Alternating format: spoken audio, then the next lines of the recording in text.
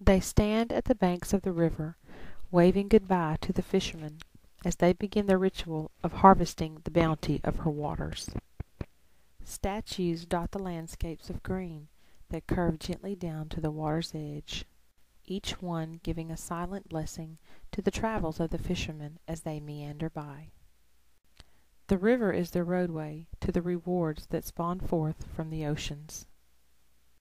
Houses are left dormant, evident by the muddy footprints that lead down to the water's edge and disappear as water laps at the shore.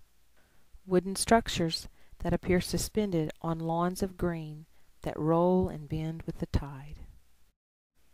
Gentle giants lie in wait, camouflaged by fingers of cypress that wrap around them like a fist.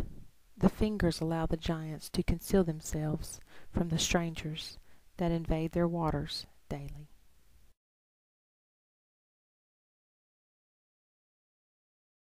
Gliding along with the current, the water like a mirror reflecting back his grace.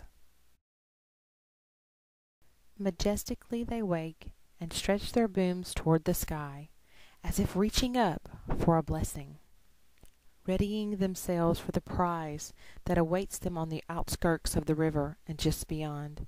A menu of choices lie just below the surface. Their booms reaching down and scooping up the day's supper.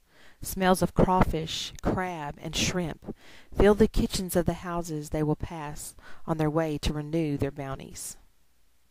Some are not so lucky, though, their trips to the ocean long gone. The only stories they now tell are the ones found in the rust and vines that now litter their once bustling deck. As the fishermen set out, scavengers watch them go, knowing that one dropped bite from the deck will sustain them until the next day's trip. Cypress trees hover all around. Eyes peering from the darkness between their branches is evidence that in the bayou you are never alone. Masked behind veils of green, creatures stir. They too must begin their quest to fill their bellies with the offerings of the river.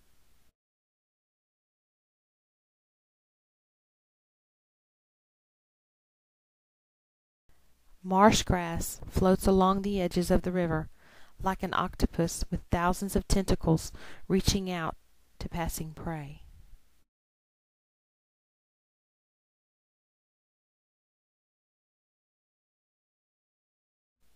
Hidden in the grass are the tiniest of predators, waiting to nab the unexpecting prey. Solitude she stands, silver arms outstretched, beckoning to the ravens.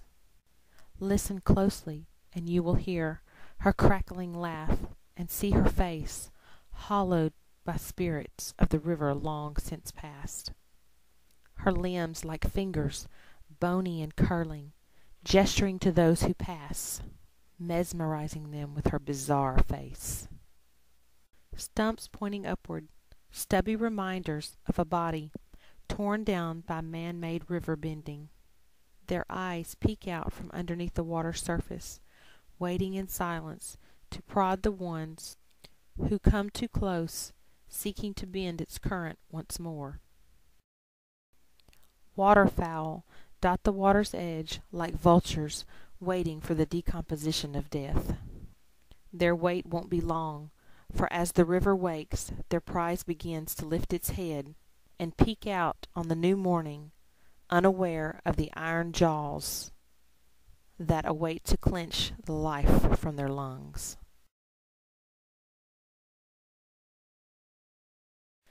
Others may skulk, lie in wait for prey, but one so majestic and powerful rises from high, unafraid of the intruders. She rises above them. No words can describe the splendor of her flight.